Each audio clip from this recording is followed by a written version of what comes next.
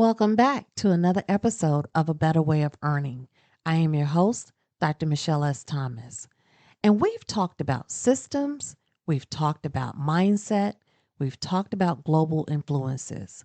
Now we need to bring this back to something personal, your value. Because today's economy, people are not hired for titles, they are selected for capability.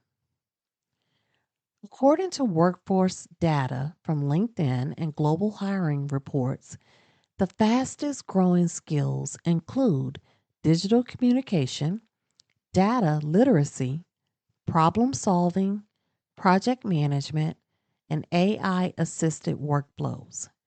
But here's the key, it's not just what you know, it is how you apply it. Here's an exercise that I use with my new Entrepreneur Incubator program. I want you to begin to identify your skills in three different categories. First, identify your core skills. These are skills that you use daily. What are those skills? Second box that I want you to create are your transferable skills. These are skills that can be applied elsewhere. And we're going to dive a little deeper into how to identify what skills are transferable in a few minutes. And then I want you to identify emerging skills. What's growing out there in the industries? What's in high demand? And once you get this mapping done, this is going to help you to better present yourself through your skills when you are looking for new opportunities or new clients or growing your earning potential. And that skills mapping brings me to the portion of this episode that I have titled, Your Skills Did Not Expire. You just haven't translated them yet. Let's be real for a moment. One of the biggest lies in today's job market is this: if you don't have experience in this industry, you're not qualified. And because of that belief, thousands of professionals are sitting on valuable, transferable skills, but they're stuck, overlooked, or starting over unnecessarily. Today, we're going to shift that narrative because your skills don't ever expire. So let's talk about the awareness gap, why people feel stuck. Most professionals have been trained to think in job titles and industries, not in skills and capabilities. So, what happens? A retail manager doesn't realize that they have operations leadership experience. There's an admin who doesn't see their project management and coordination strengths.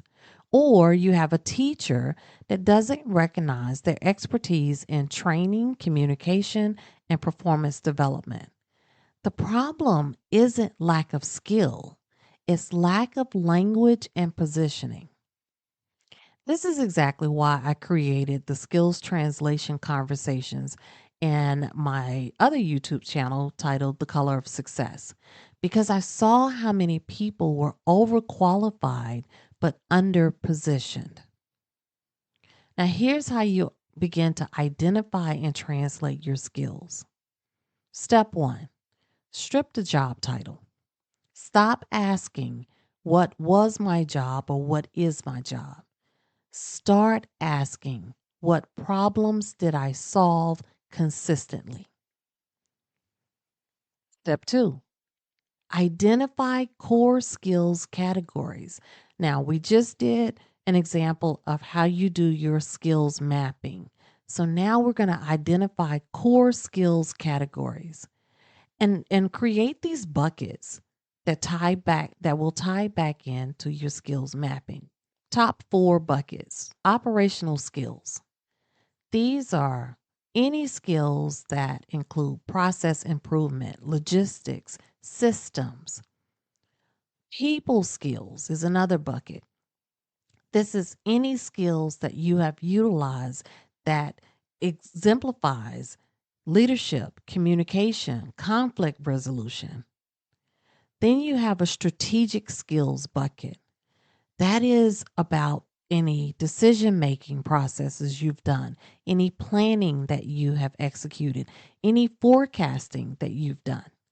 And then the fourth bucket and category is execution skills. That's task completion, organization, the ability to do follow through. Oftentimes, we do things naturally or just organically within the work that we do or the professions that we have, but we don't truly identify them as skills, which doesn't allow us to add to the categories that companies are looking for. So, those four categories again are operation skills, people skills, strategic skills, and execution skills. Take those four buckets and go back to your skills mapping and begin to organize the core skills that you have, the transferable skills that you have, and place them into these larger categories to help you to be able to see where these skills are cross section or cross utilized within multiple industries. Step 3, we need all of us to reframe the language. You are not just a store manager anymore. You are a operations and team performance leader. Or if you're a customer service rep, you are a client experience and issue resolution specialist. It's the same experience, but it has a different positioning, which offers different opportunities for each and every one of you guys. And then step 4, we're going to match these skills across multiple industries. I want you to begin to do some research. We're no longer in the space that we just AI produce some resumes that's matching words and expecting to secure the position that we want or that we desire. You need to do some research. You need to ensure that the information that you are utilizing to build the full picture of who you are is not only clear and concise, but it also can be translated across multiple industries. So let's not niche ourselves in or box ourselves in because we're using antiquated versions like a static resume. And so start to research job descriptions in other industries. Identify overlapping skills requirements in those job descriptions and start to highlight the similarities, not the differences. For most of us, when we jump on these job boards, we start to look for what is going to disqualify us. And so we move on. Let's stop looking at the differences and let's start identifying the similarities in what we have already mastered and executed compared to what they're looking for. This, my friends, is where the breakthrough begins to happen. You've heard me talk about researching cross industries or whatever. Here's some really practical tools on how to do this in a very orderly and organized fashion that won't overwhelm you because it's more than just pulling up job descriptions. It's more than just reading what they have. It's understanding your capabilities first, understanding the skills that you consistently use, skills that you are currently developing, and some innate natural skills that just come along with who you are as a person. And so within that, again, if you don't already have the mapping done, please map it out first. You don't want to do this where you are not looking at these job descriptions with a clear picture.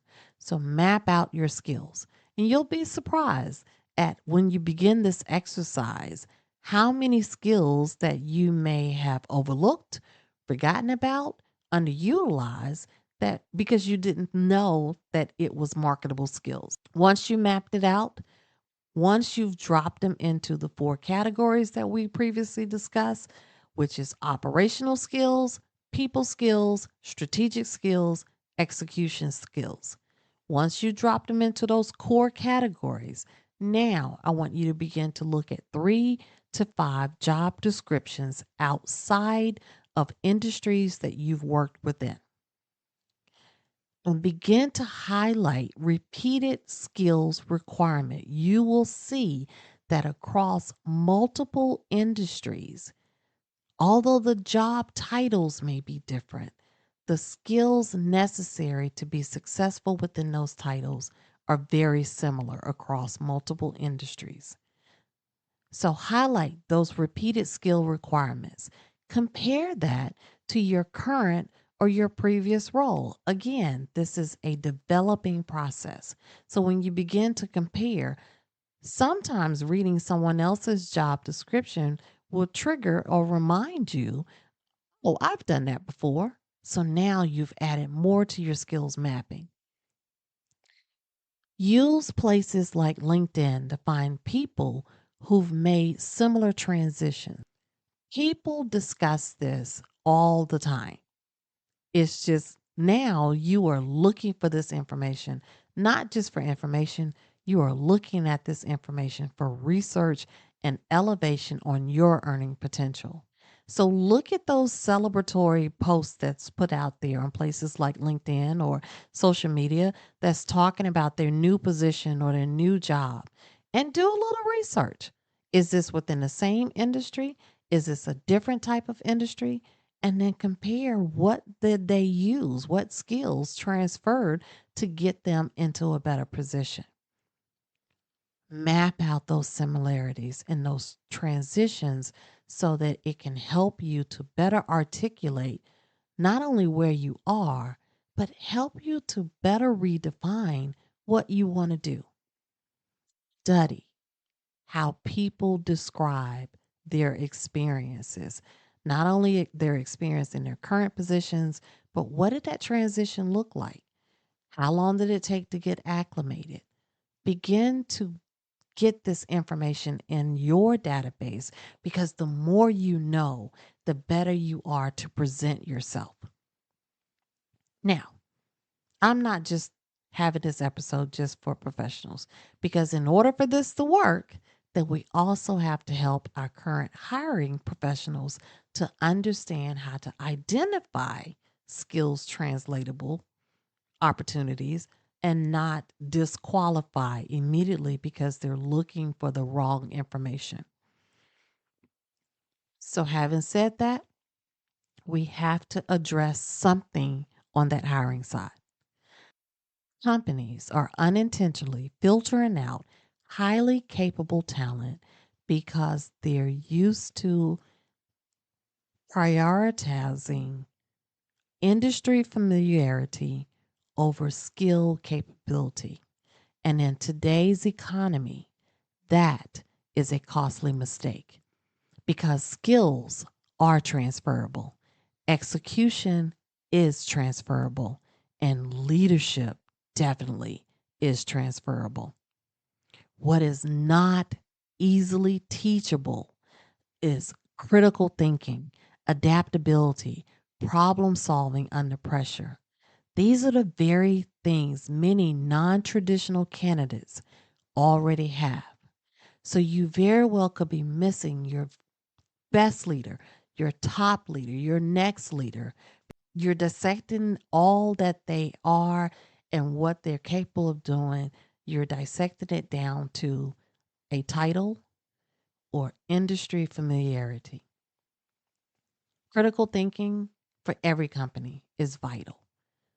Someone who can move between industries with that adaptability is extremely valuable in today's economy.